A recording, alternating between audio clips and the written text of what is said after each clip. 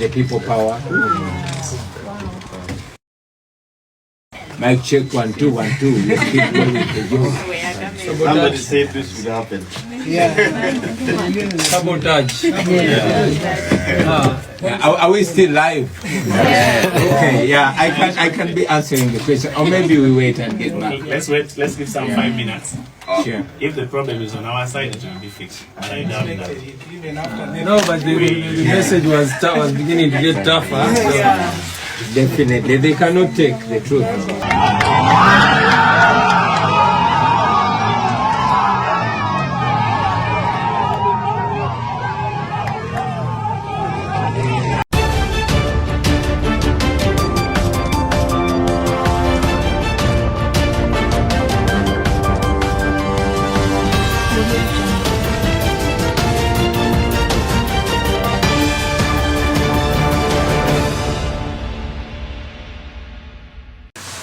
People's President Bobi Wine had some engagement in the northern region, and it really scared Moses Rugaba and the entire NRM regiment on how he was supposed to hold such a receptive moment in northern region.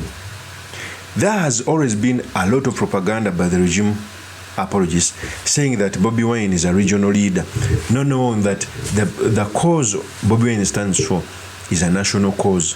Northern Ugandan can come out to say that we are heading in the right direction. We've had a leader, now it's coming to 40 years, playing divide and rule between us. He's branding Bobi Wine tribal. So yesterday Bobi Wine was in the northern region to have some engagement with the leaders there. And he scared the regime. The support he got, to an extent that when he was having a talk show on a radio station, electricity was switched off. Normally, even the previous tours, whenever Bobi Wine would go on the radio talk show, electricity was normally switched off. To an extent that in some scenarios, like in the western region, all they don't switch off electricity, but they switch off the radio station. So that when he comes out to speak, people don't hear what he is speaking. This is how this regime is so scared. That's why I keep on telling people that instead of switching off radio and electricity, let the opposition say what they think about the country. You also get time on the same radio station to either debunk or promise more, so that the people can decide. But thinking that you can block someone from speaking as you speak, it is irretrievably the most stupid thing. So in this episode, I've come to talk about the engagement of Bobi Wine in Gulu, which scared the status quo, what it means for our politics, and most importantly, the study materials we can learn from the politics of our nation. But before I do this, I want to let you know that if you're new to this channel, please subscribe. And if you're watching this video from a different platform, please head on to YouTube. Type in Sula Mawagali. There's a lot of content of this nature. If geopolitics and economics is what you want, this will be definitely the right channel for you to subscribe to.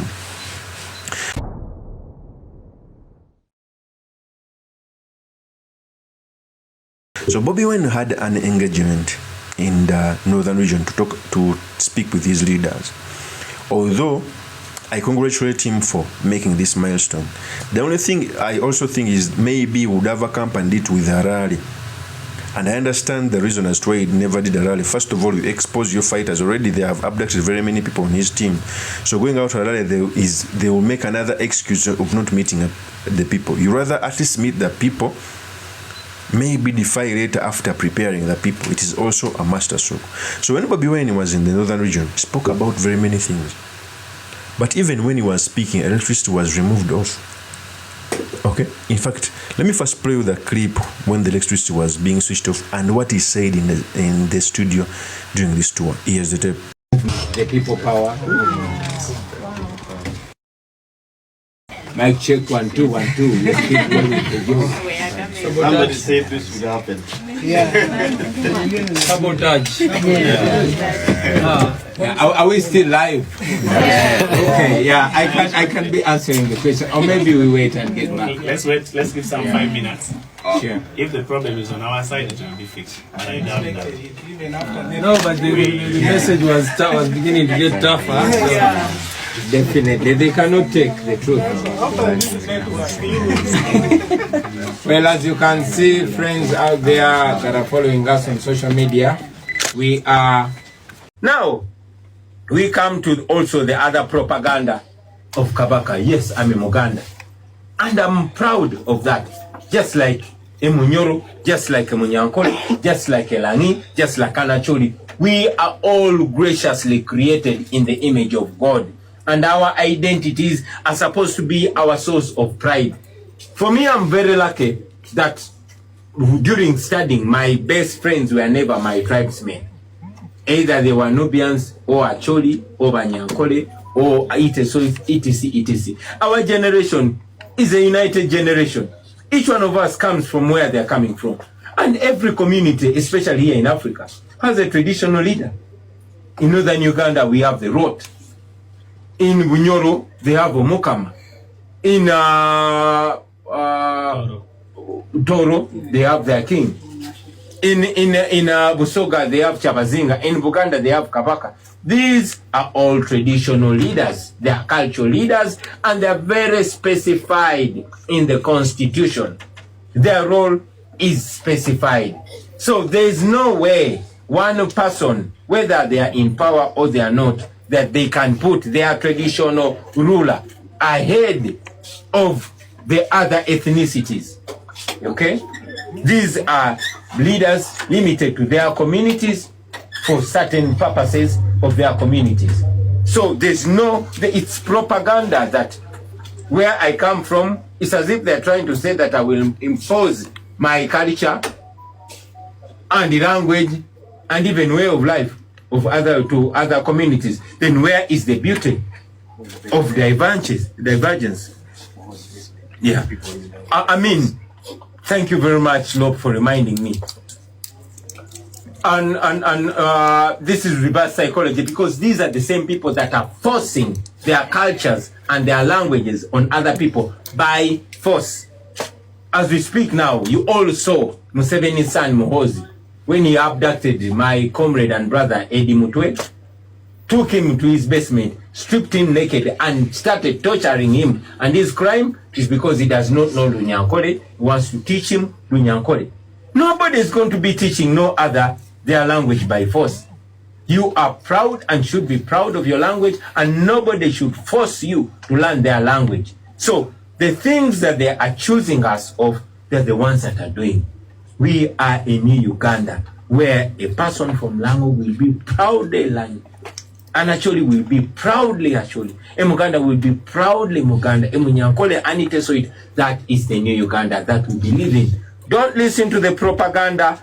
Take charge, you as the citizen of Uganda. And finally, somebody was also asking me why my traditional leader does not visit northern Uganda. Well, I am not the Kabaka.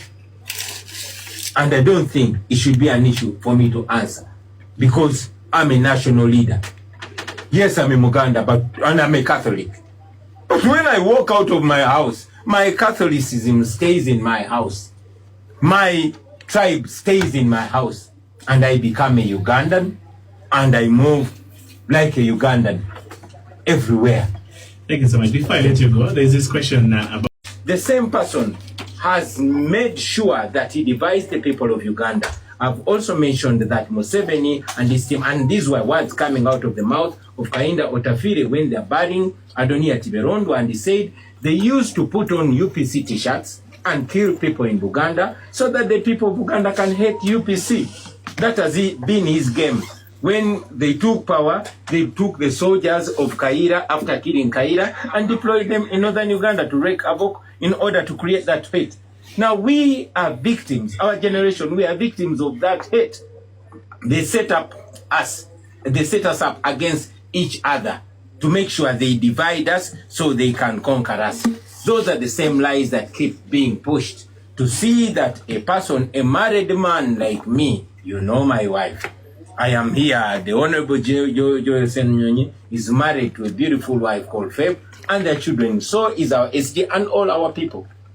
But to see that the regime is trying as much as possible to push the homosexual narrative, like they push the tribal narrative just because I'm in Uganda, and they push a narrative of us. That is the clip when the electricity was switched off and what he said in the northern region. So the message was given to the people. This is what the regime fears most, because the regime fears information.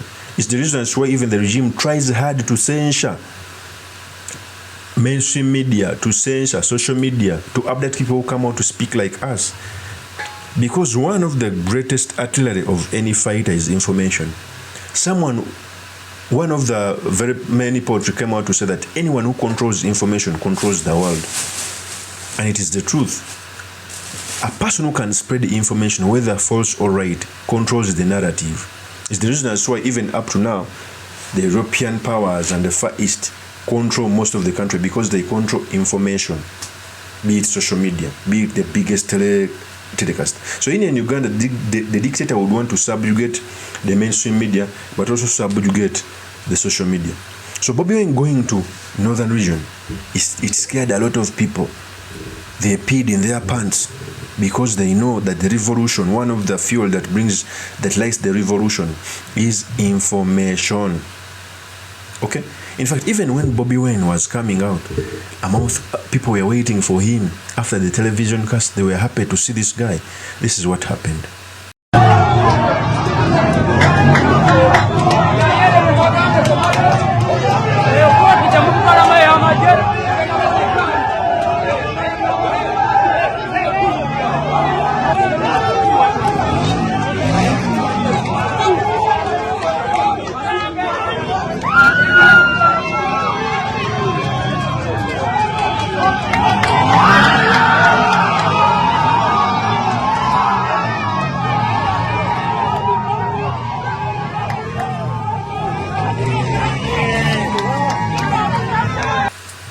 That is Bobi Wine.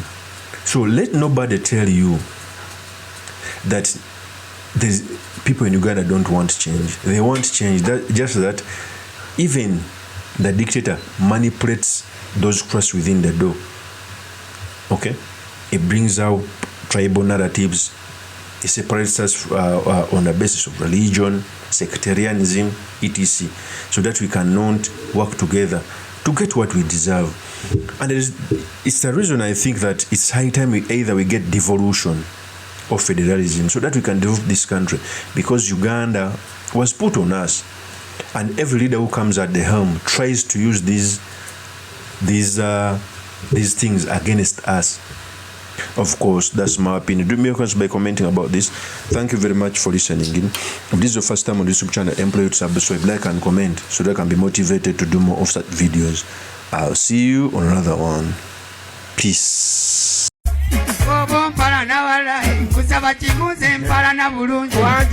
Avampala no bulungi nange benjagala obulungi.